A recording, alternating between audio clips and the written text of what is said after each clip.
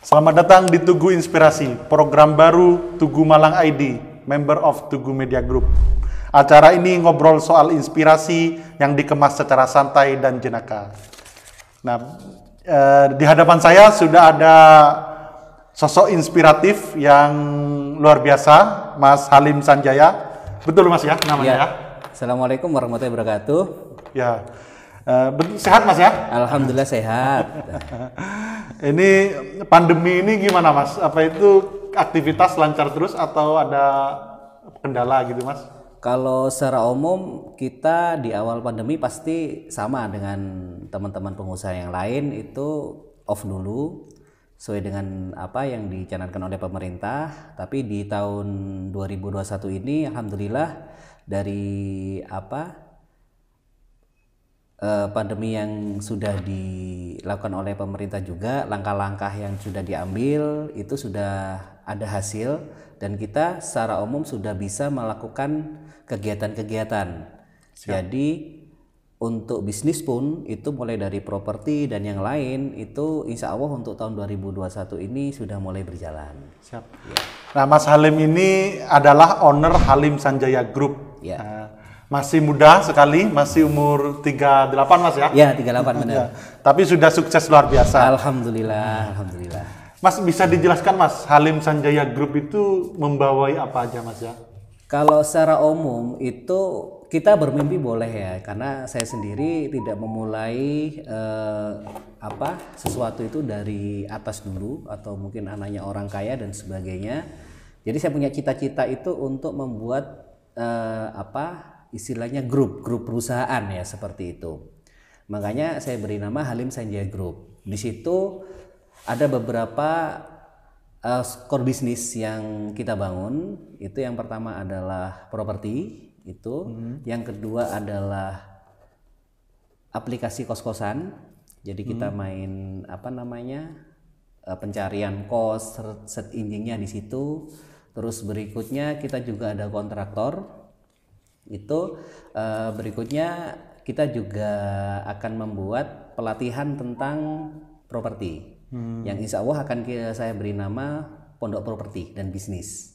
Siap. Di situ. Oke. Nah jadi yang bisnis paling inti itu adalah bidang properti Mas ya? Ya benar. Itu sebesar apa Mas? Kalau saya lihat itu di Tegal Gondo belakang UMM itu semua tanah dikuasai Mas Halim ini kayaknya. Gimana Mas?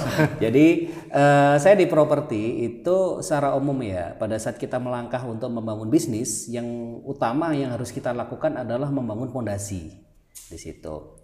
Jadi setelah saya lulus kuliah, bekerja di beberapa perusahaan, itu akhirnya saya memfokuskan untuk terjun di properti di tahun 2011 saya main klaster kos-kosan aja.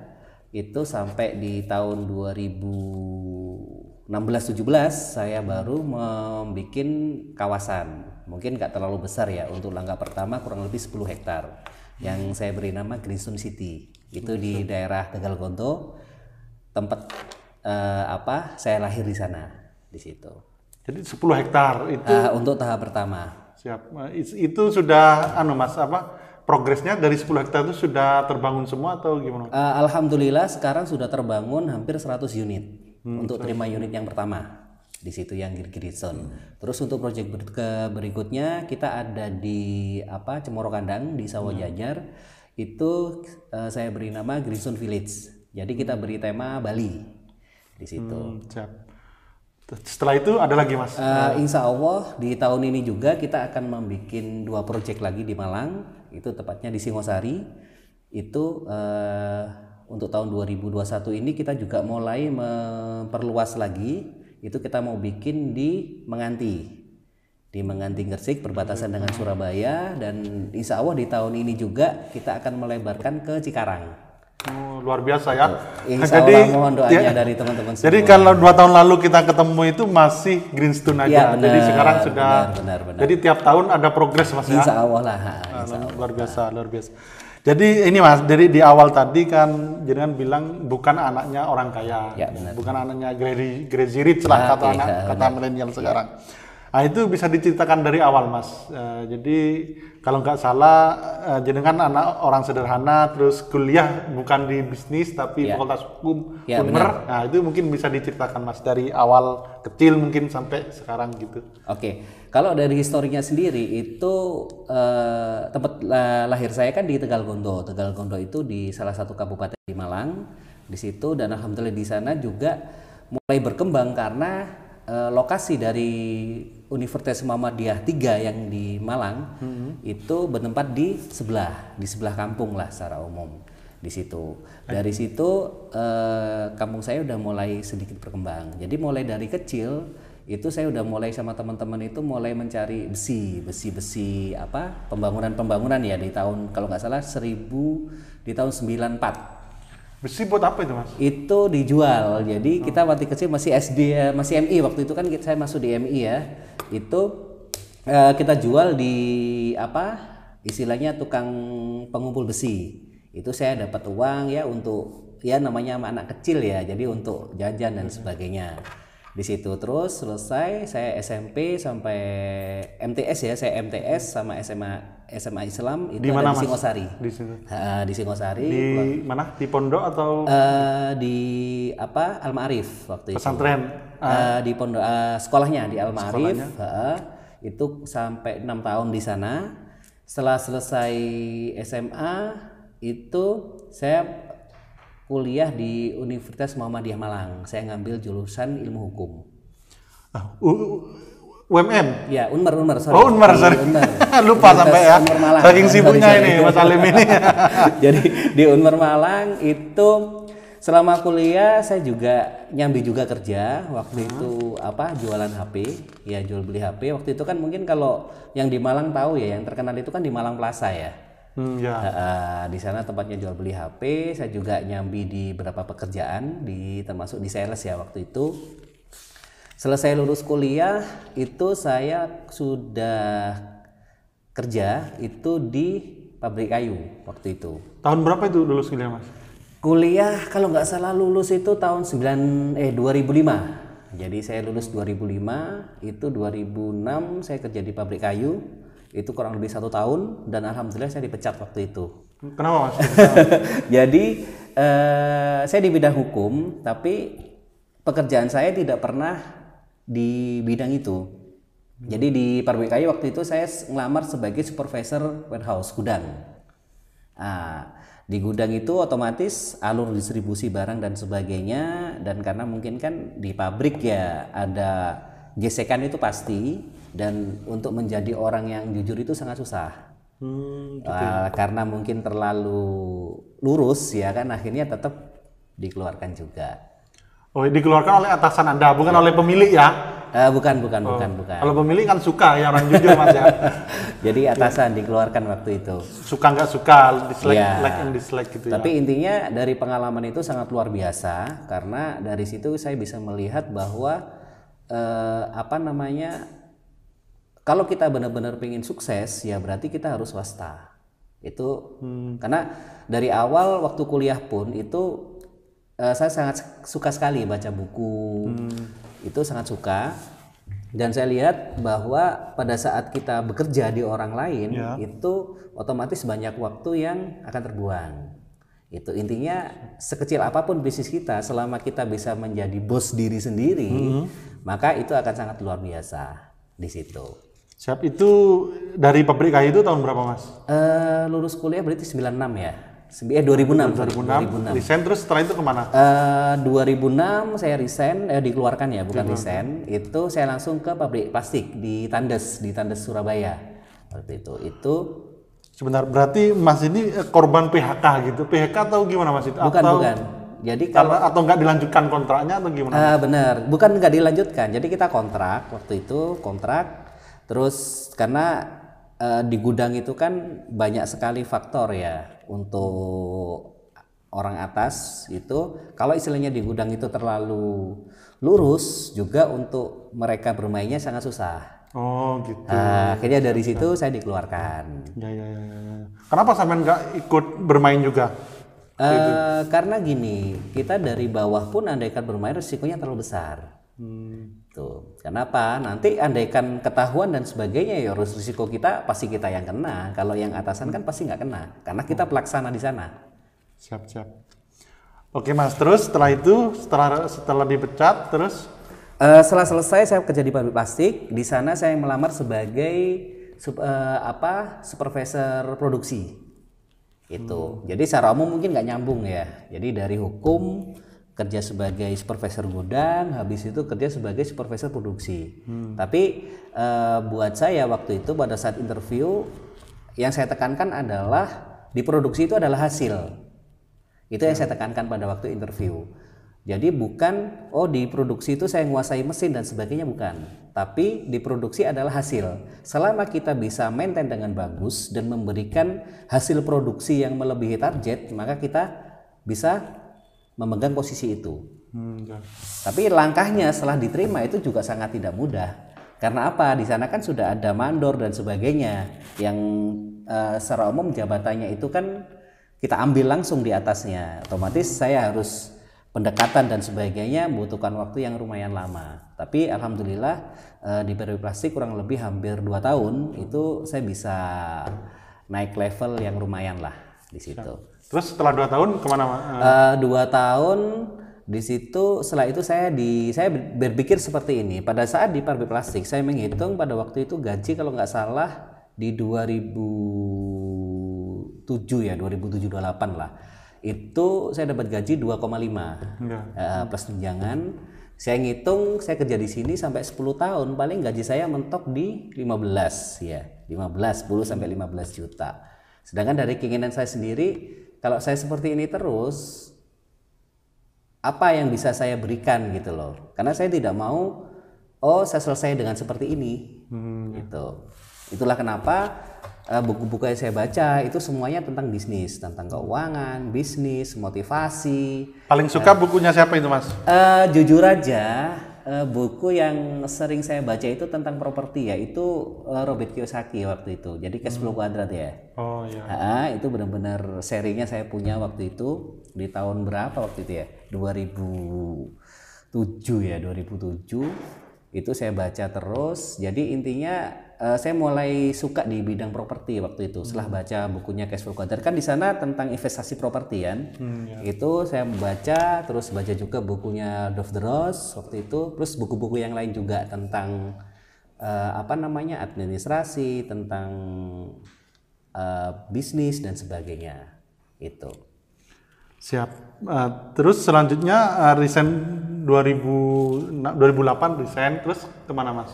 2000 setelah itu resign karena keinginan pribadi ya, keinginan pribadi. Jadi ada cerita menarik di situ. Jadi pada saat saya kerja dapat setahun, itu anaknya bos ya yang owner pabrik waktu itu, owner pabrik plastik itu seumuran. Jadi lahirnya sama-sama 82 dan suka sama-sama basket. Jadi secara umum kita bisa dekat dan kita berdiskusi banyak di sana. Akhirnya saya termotivasi untuk belajar manajemen bisnis. Saya beli otomatis autodidak ya. Saya beli bukunya di Gramedia. Saya belajar tentang manajemen bisnis dan sebagainya di situ untuk mengembangkan pabrik itu. Dekat pada saat saya mengajukan resign itu ada kecewa lah di anaknya owner di situ, dan saya juga paham maksudnya. Dia ngerasa terbantu kan di situ, dan kita bisa diskusi banyak hal, dan akhirnya tidak disapa 1 bulan pada waktu pengajuan sampai kita keluar. Mungkin ini Mas mau diambil waktu mungkin ya. Itu. Jadi tapi ya itu tadi kedekatan mau bagaimanapun tetap keinginan saya waktu itu emang membuka bisnis sendiri, tapi waktu itu kan tidak ada tutor sama sekali, beda dengan sekarang ya. Sekarang kan banyak pelatihan dan sebagainya. Kalau dulu itu benar-benar kita harus mencari sendiri di tahun itu. Jadi saya pun tidak tahu setelah pabrik itu apa yang akan saya lakukan itu nggak ngerti juga. Karena di buku-buku itu kan banyak yang saya baca. Langkah awal saya apa sih? Saya nggak ngerti.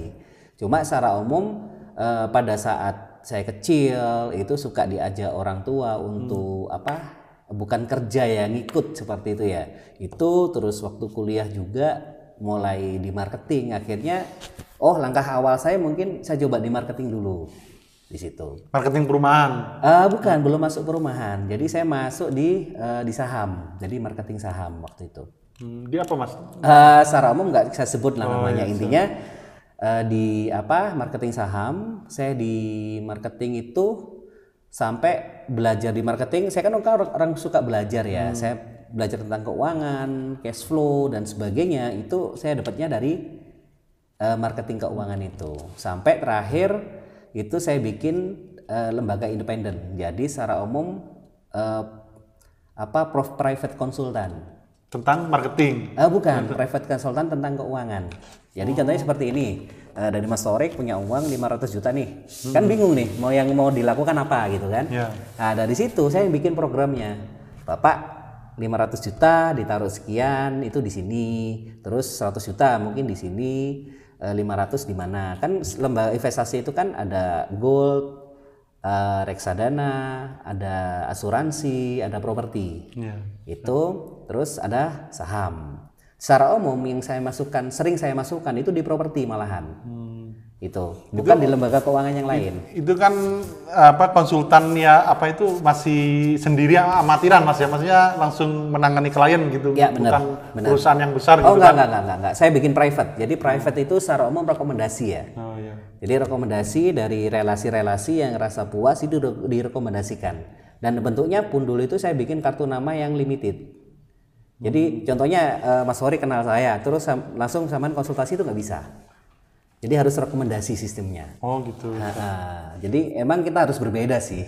Kalau nggak berbeda kita nggak bisa. Itu lumayan ya hasil dari situ. Alhamdulillah lumayan. Jadi secara umum setelah menjalani itu akhirnya saya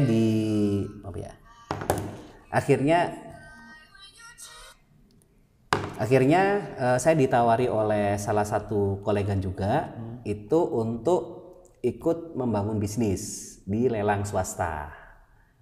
Itu di tahun 2009 kalau nggak salah. Jadi di lelang swasta di tahun 2009, disitulah saya mulai mengetahui tentang properti. Jadi pelatih pembukaan lelang itu saya diajari, gimana sih caranya untuk melihat potensi rumah, untuk appraisal dan sebagainya. Termasuk kalau di lelang itu kan sebelum dilelang kita kan sudah ada pembeli dulu di situ. Terus setelah itu mulai bisnis properti tahun berapa Mas? Saya mulai bisnis properti setelah dari lelang itu saya mengajukan resign. Resignnya juga sama yang saya pakai di pabrik itu. Jadi sampai dibilang kamu minta apa sih gitu loh untuk tetap bertahan. Tapi saya menilai bahwa saya ingin mandiri gitu kan. Karena waktu itu kan saya sudah menikah. Itu saya menikah tahun 2011 dengan istri saya. Itu saya harus mandiri waktu itu. Udah waktunya lah saya mandiri dan alhamdulillah untuk istri sendiri itu memotivasi terus. Istri kerja atau rumah tangga aja? Waktu itu istri, jadi istri kita ketemu di Jakarta. Di Jakarta, istri main grosir baju di Tanah Abang. Itu kita ketemu, akhirnya kita komit kalau pengen nikah harus tinggal di Malang. Orang mana aslinya Mas? Istri Jawa Tengah, di Pati. Siap. Ya. Nah, terus resign, terus setelah resign ngapain? Setelah resign itu mulai berpikir, jadi gini, ada cerita pada saya dilelang. Pada saya dilelang itu saya juga mulai menjual. Pada waktu itu kan sebelum OLX ya, toko bagus ya namanya. Sebelum OLX itu saya menjual di online lah secara umum rumah-rumah yang ada di Malang. Jadi kan selesai di kantor itu nginput saya mencari rumah-rumah second, itu saya telepon, saya sebagai agen. Saya bantu jual dan sebagainya. Cuma berhubung saya punya limit minimal ya, saya bisa appraisal, bisa melihat potensi rumah itu, saya khusus mencari rumah-rumah yang dijual murah. Di situ. Contoh yang ini, Mas Sorik ada rumah mau jual gitu ya. Yeah. Di situ saya telepon Mas Sorik, Pak, rumahnya dijual berapa? Seperti itu. Terus langsung saya tawar, kalau harga segini boleh nggak Pak? Gitu. Contohnya Mas Sorik punya rumah harga udah murah nih 500 juta. Itu pasti saya tawar. Saya tawar 400 juta. Itu saya punya pembeli gitu kan, cuma ada uangnya sekian, kalau boleh saya tak konfirmasi gitu. Akhirnya kan oke, turun di 450 juta. Itu langsung saya share ke online. Jadi intinya di online itu saya jual rumah-rumah yang murah karena sudah saya sortir dulu. Dan itu tanpa modal itu ya? Benar. Terus setelah itu, setelah ada orang beli, jadi di lelang itu kan berarti kan saya double job waktu itu ya. Jadi kan tapi di masa-masa pas istirahat, malam pas di rumah gitu kan. Jadi banyak telepon yang masuk, itu pun jadi pada saat pecah telur lah istilahnya kalau di marketing itu, saya ingat sekali nama pembelinya Pak Kamal namanya. Rumahnya transaksi di Sulfat. Itu yang beli rumah itu tidak bisa masuk ke rumah itu. Karena lagi proses cerai waktu itu. Jadi yang contohnya gini, Mas Orik mau beli rumah. Tapi Mas Orik nggak lihat rumahnya, nggak pernah masuk ke dalam. Gitu. Pak Kamal itu nggak bisa masuk. Bener, nggak bisa masuk. Tapi kan harganya murah. Itu nggak bisa masuk, tapi bisa transaksi. Oh gitu. Mau ya orangnya? Iya benar. Jarang-jarang ya. Itu pecah telur pertama kali di properti. Jadi saya masih ingat sekali komisi pertama kali 25 juta. Komisi pertama kali. Itu. Jadi Pak Kamal namanya kan. Itu kalau nggak salah transaksinya itu 350 juta atau berapa gitu. Dan waktu itu kan memang saya up harganya. Jadi Pak Kamal itu belum pernah ketemu pembeli dan belum pernah masuk rumah. Rezeki, namanya rezeki bisa aja ya. Tapi itu tadi orang ngomong kan hoki, tapi hoki itu bisa diciptakan. Karena apa? Karena harga yang saya tawarkan di online itu semuanya rumah murah. Dan itu pun kalau nomor saya di searching itu masih ada sampai sekarang. Jadi saya jualan rumah di reverse, saya di ini itu masih ada semua, masih ada di Google sampai sekarang. Siap. Terus setelah itu jualan itu seberapa lama Mas? Setelah itu saya melihat bahwa ini waktunya saya untuk di properti waktu itu kan. Tapi tetap langkah awal itu kita tidak bisa sendiri karena waktu itu pada saat anak pertama lahir itu saya beri nama Muhammad Bilal Abkari Sanjaya yang jadi nama holding. Itu saya ditelepon oleh orang tua bahwa ada tanah di belakang kampus di UMM. Ditelepon gimana gitu kan, ya wis gak apa-apa. Jadi setelah lahiran saya tinggal balik ke Malang, istri tetap di rumah di Jawa Tengah. Itu saya mulai memproses untuk yang proyek pertama di tahun 2011. Tuh. Itu yang ini ya, yang rumah kos-kosan. Kos-kosan bener, lokasinya 50 meter dari kampus dan 40 cm dari makam. Daerah situ ya. Jadi sama makam itu mepet sekali. Sekarang kan deket apartemen itu kan? Begawan, tapi ya kalau yang di Begawan kan depan sebelah sebelum kampus ya di Landung Sari. Kalau proyek pertama saya itu di belakang kampus, di belakang UMM PAS. Di situ, itu proyek pertama. Nah, terus proyek pertama itu lumayan menghasilkan Mas ya? Secara umum semua kalau dimulai dari awal itu nggak mudah. Karena apa? Karena lokasi sendiri memang bagus, tapi saya punya cara sendiri untuk menghitung bagaimana suatu tanah ini kita maksimalkan untuk potensinya. Bener, memang lokasinya mepet sekali dengan makam, kurang lebih hampir 40 cm, cuma selokan aja itu pembatas. Tapi kita melihat jaraknya itu hanya 50 meter dari UMM Malang. Iya benar, di situ. Akhirnya dari situ yang langkah pertama yang saya lakukan adalah memotong pohon-pohon yang di makam itu, biar gak kelihatan makam dulu. Oh iya. Biar gak kelihatan serem. Iya benar. Itu langkah pertama saya lakukan. Setelah itu baru kita jual dan alhamdulillah 4 sampai 5 bulan nggak laku. Oh, karena takut mungkin Mas ya.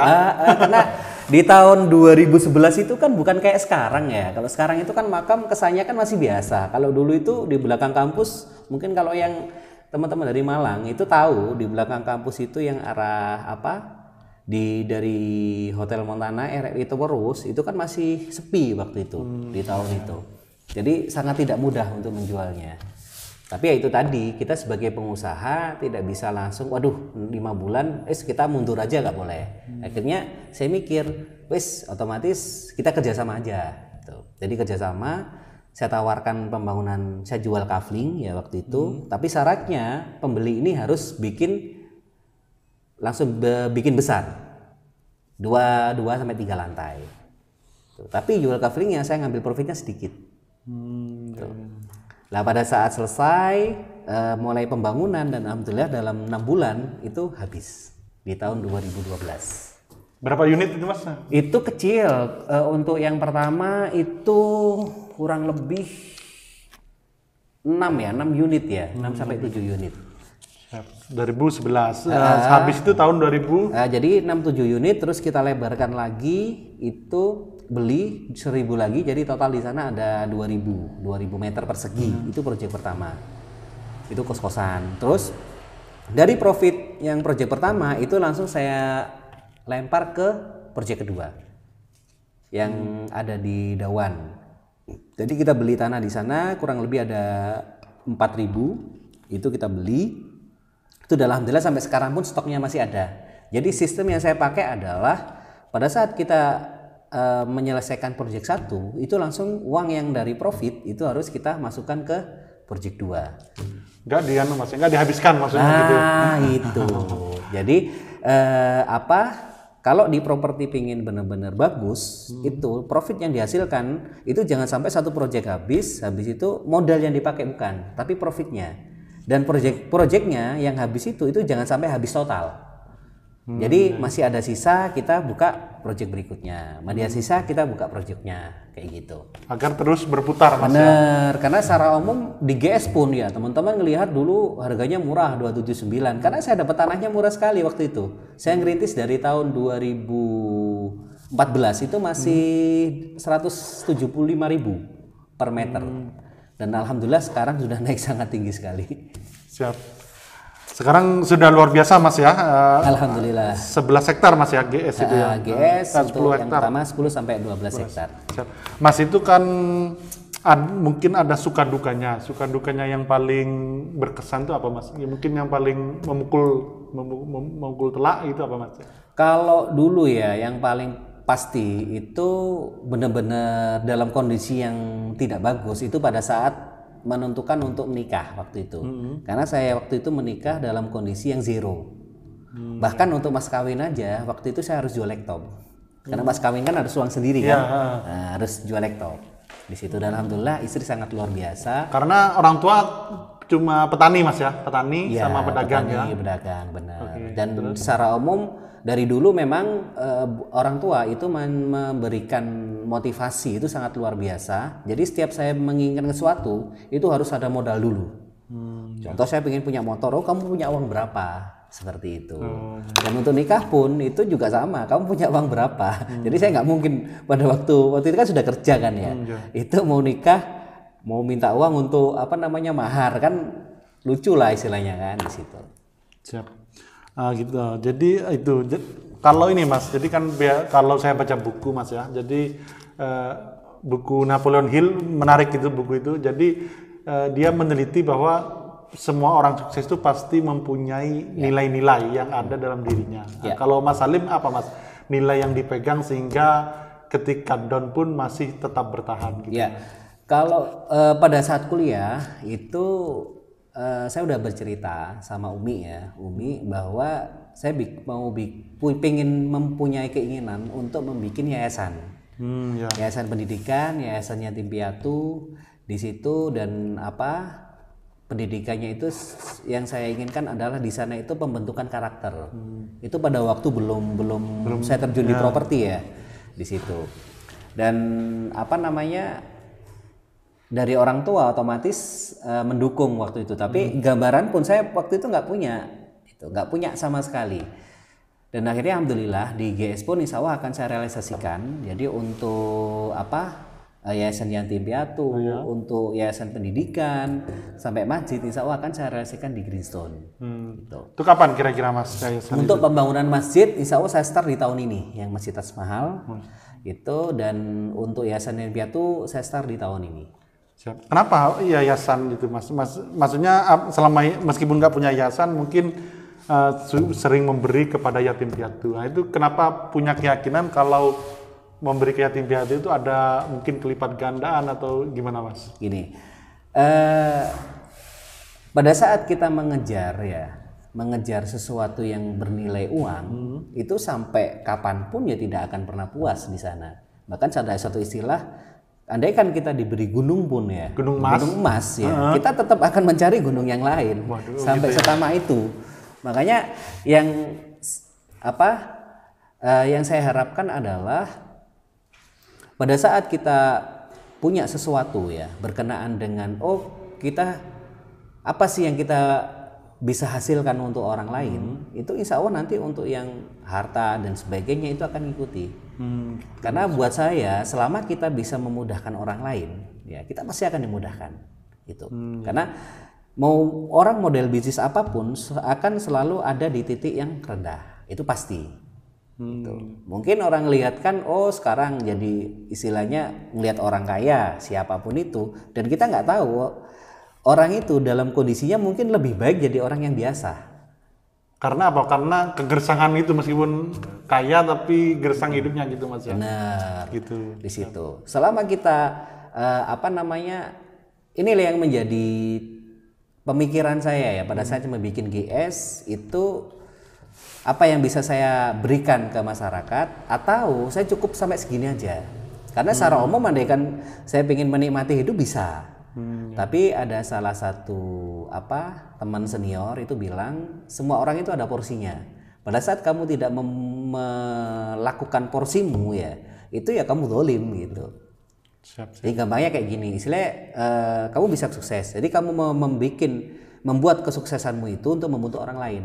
Berapa ratus orang yang bekerja di kontraktormu, membangun rumah dan sebagainya.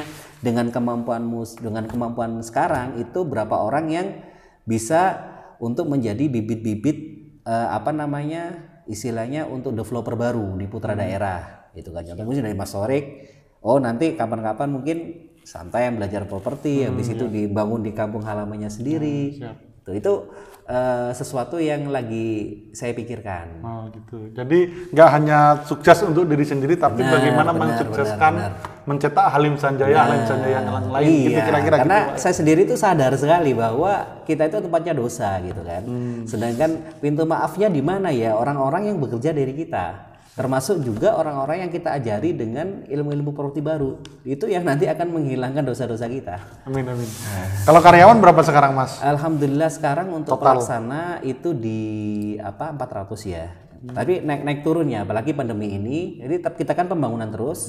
Di situ target saya sih dari tiap perumahan nanti itu pada waktu kita bikin kelas ya yang pondok properti itu nanti akan kita sub ke perumahan-perumahan yang kita buat. Siap. Oke Mas, terus untuk kunci sukses itu apa Mas? Jadi nilai-nilai itu bermanfaat itu Mas ya tadi. Nah, tapi kalau kunci sukses secara teknis itu apa Mas? Agar mungkin yang sedang melihat ini para pengusaha baru atau ingin memulai usaha, apa Mas kuncinya Mas? Kalau dari saya pribadi ya, dari pengalaman, yang pertama adalah keinginan. Itu harus nomor satu. Jadi keinginan kita itu harus ada. Setelah kita punya keinginan, itu kita harus punya ilmunya dulu, bukan modal. Gitu. Jadi perlu diingat ilmu dulu, bukan modal gitu Mas. Jadi pertama harus keinginan. Kalau nggak ada keinginan, orang pinter apapun itu tuh nggak bisa di situ kan. Jadi keinginan dulu untuk sukses. Setelah itu baru mencari ilmunya. Setelah mencari ilmunya, baru terjun ke relasi, bukan modal dulu. Tuh, karena benar-benar ini dari diri saya pribadi waktu itu. Jadi saya keinginan dulu untuk sukses ada, saya mempelajari tentang properti, marketing, ilmu tentang ekonomi, cash flow dan sebagainya. Setelah itu saya main ke relasi. Setelah relasi baru ke modal. Modal pun sekarang pun banyak sekali kita bisa buat, bisa kerja sama lahan, bisa modal kecil, bisa banyak lah ilmu properti tentang pengelolaan modal biar efektif. Ya. Selain itu apa Mas? Mungkin fokus atau gimana itu perlu juga gini, kalau setelah semuanya dicukupi dan tidak bisa, berarti harus ditambahkan satu. Apa itu Mas? Gitu. Sedekah. Gitu. Jadi kalau saya sih meyakini bahwa selama sedekah itu kan tidak melihat nominal, mau itu 1.000, mau itu 500, tapi yang difokuskan adalah konstan, continue. Tapi yang paling bagus adalah anak yatim. Gitu. Jadi kalau dari teman-teman mungkin bisa mulai terbiasa ya Jadi tinggal di sebelah rumah atau di kampung ada anak yatim, cobalah mereka dibayarkan untuk uang SPP pendidikan di situ, atau mungkin dikasih tunjangan bulanan seperti satu orang aja, nggak usah banyak-banyak di situ. Nanti menyesuaikan. Itu nggak Mas, sampean merasakan sendiri nggak?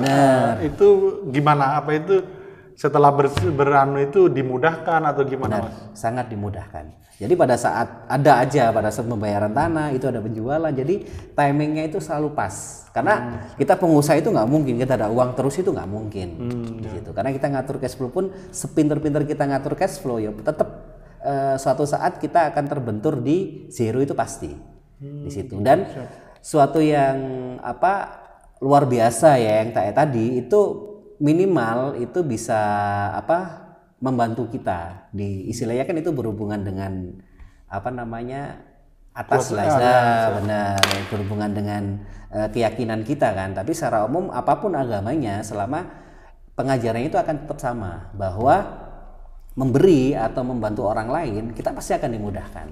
Siap. Di situ. Oke, jadi karena ini Mas ya, kalau usaha cuma modal kepintaran aja mungkin nggak bisa Mas ya. Benar, gitu ya. Nggak bisa. Kalau sepengalaman teman saya ya, mulai dari teman-teman yang pintar, mulai dari SD, SMP, SMA, kuliah, itu pun juga sekarang pun saya melihat mereka juga biasa. Bahkan teman-teman yang nakal itu malah yang bisa memulai bisnis sendiri. Oh, gitu. Jadi yang nakal atau yang biasa-biasa jangan berkecil hati, nanti bisa sukses seperti Mas Salim. Karena saya juga dulu waktu SD pun saya sempat nggak naik kelas waktu itu. Kalau nggak salah di kelas 3 ya. Saking nakalnya atau siap. Oke Mas, ini banyak value dan banyak ilmu yang kita peroleh siang ini. Yang di Jumat yang berkah ini. Amin. Ya mungkin ini Mas, ada pesan untuk para milenial khususnya untuk mengarungi hidup ini, yang kata orang keras ini, apa yang diperlukan, mungkin statement terakhir gitu dari Mas Salim. Kalau saya boleh bukan pesan ya, secara umum berbagi hal yang pernah saya lakukan, bahwa kalau kita ingin benar-benar mencapai istilahnya kebahagiaan ya, itu teman-teman harus mulai untuk swasta, bisnis sendiri. Karena bagaimanapun juga swasta itu benar-benar bisa membuat kita itu menjadi diri sendiri. Kita tidak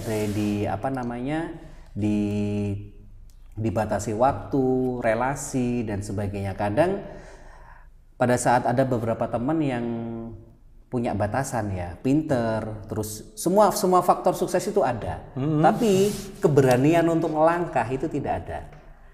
Jadi intinya adalah melangkah dulu. Siap. Jangan takut, melangkah dulu, dan semua proses itu jangan kita pikirkan nanti seperti ini nggak usah.